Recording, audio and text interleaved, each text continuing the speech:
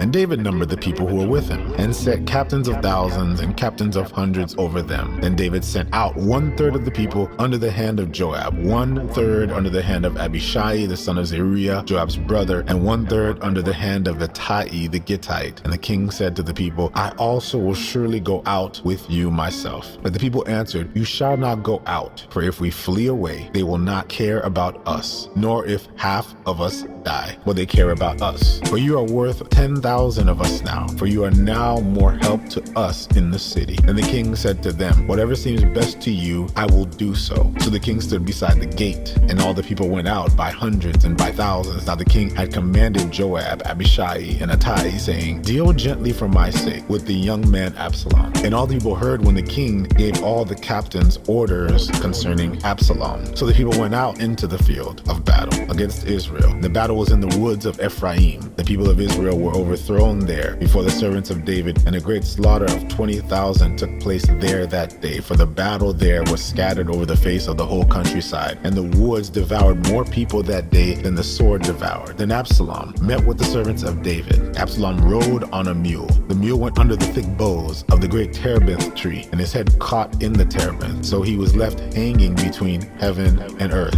and the mule which was under him went on. Now a certain man saw it and told Joab and said, I saw Absalom hanging on a terebinth tree. So Joab said to the men who told him, You just saw him? And why did you not strike him there to the ground? I would have given you 10 shekels of silver and a belt. But the man said to Joab, Though I were to receive 1,000 shekels of silver in my hand, I would not raise my hand against the king's son. For in our hearing the king commanded you and Abishai and Ittai, saying, Beware lest anyone touch the young man Absalom. Otherwise I would have dealt falsely against my own life. For there is nothing hidden from the king, and you yourself would have set yourself against me. Then Joab said, I cannot linger with you. And he took 3 spears in his hand and thrust them through Absalom's heart while he was still alive in the midst of the terebinth tree. And 10 young men who bore Joab's armor surrounded Absalom and struck and killed him. So Joab blew the trumpet, and the people returned from pursuing Israel, for Joab held back the people. And they took Absalom and cast him into a large pit in the woods, and laid a very large heap of stones over him. Then all Israel fled, everyone to his tent. Now Absalom in his lifetime had taken up a pillar for himself, which is in King's Valley, for he said, I have no son to keep my name in remembrance. And he called the pillar after his own name, and to this day it's called Absalom's monument. Then Ahimaaz, the son of Zadok, said, Let me run now and take the news to the king, how the Lord avenged him of his enemies. So Joab said to him, You shall not take the news this day, or you shall take the news another day. But today you shall take no news, because the king's son is dead. Then Joab said to the Cushite, Go tell the king what you have seen. So the Cushite bowed himself to Joab and ran. And Ahimaaz, the son of Zadok,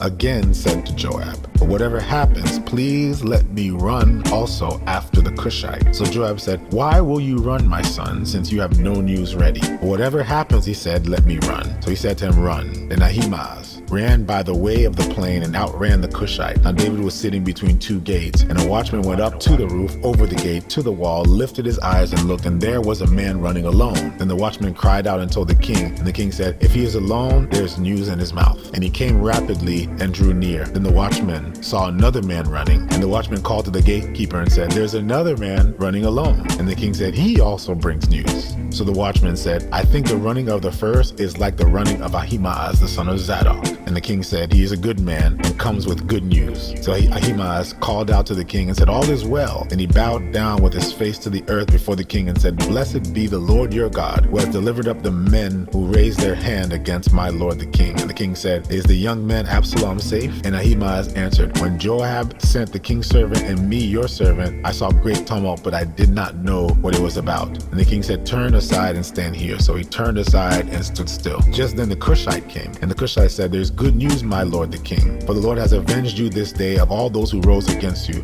And the king said to the Cushite, Is the young man Absalom safe? So the Cushite answered, May the enemies of my lord the king and all who rise against you to do harm be like that young man. And the king was deeply moved, and went up to the chamber over the gate and wept. And as he wept, he said thus, O my son Absalom, my son Absalom, if only I had died in your place, O Absalom, my son, my son.